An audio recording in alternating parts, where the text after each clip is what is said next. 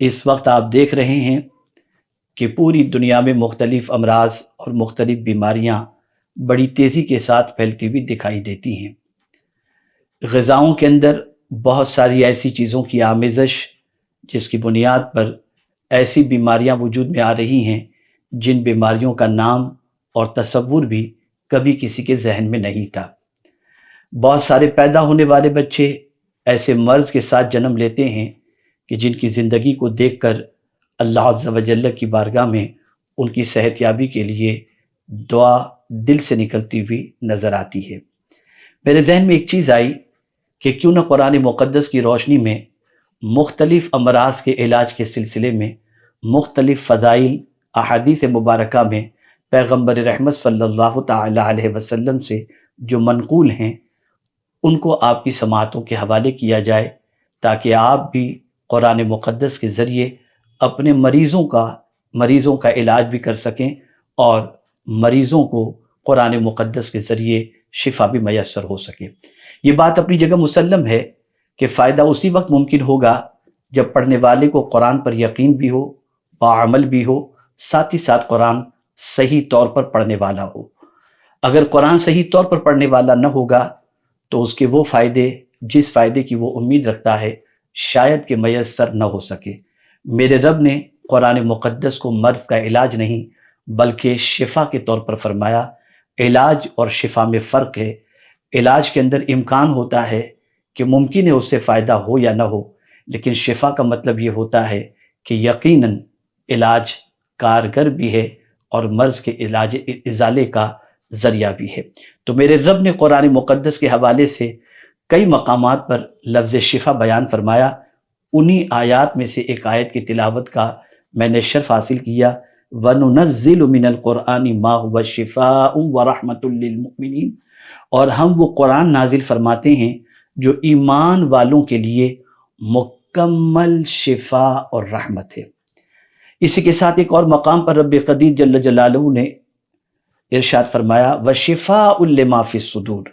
میرے پیارے آقا صلی اللہ تعالی علیہ وسلم کے پیارے دیوانوں، قرآن سینے کی بیماریوں کا علاج ہے، اور ابن ماجہ نے حضرت علی رضی اللہ تعالیٰ عنہ سے روایت کی ہے کہ خیر الدواء القرآن، بہترین دوا تو قرآن ہے۔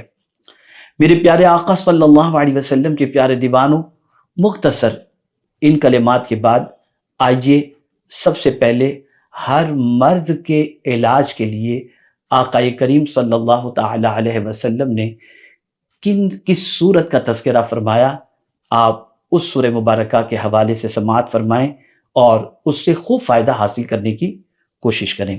میرے پیارے آقا صلی اللہ تعالی علیہ وسلم کے پیارے دیوانوں، رحمت عالم، نور مجسم، فخر آدم و بنی آدم صلی اللہ تعالی علیہ وسلم نے ارشاد فرمایا کہ حضرت ابو سلیمان رضی اللہ تعالیٰ عنہ سے روایت ہے کہ صحابہ کرام علیہم الرضوان کسی جنگ میں ایک ایسے شخص کے پاس سے گزرے جو زمین پر بے حال پڑا تھا۔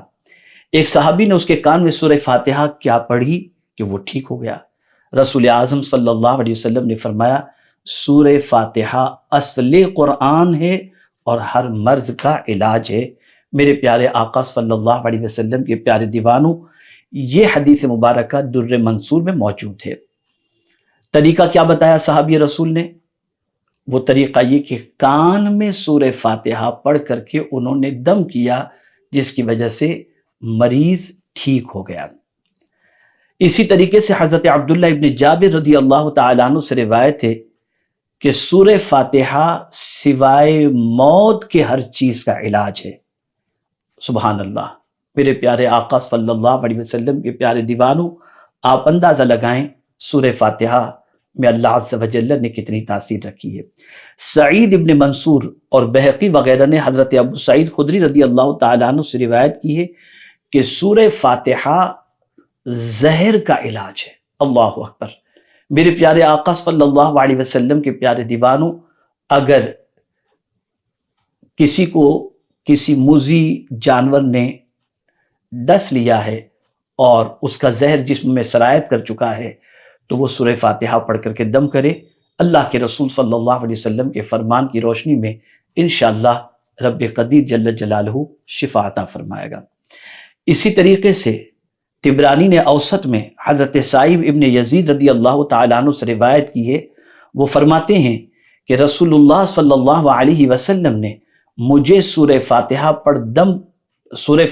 پڑھ کر دم کرنے کا عادی بنا دیا۔ اللہ اکبر۔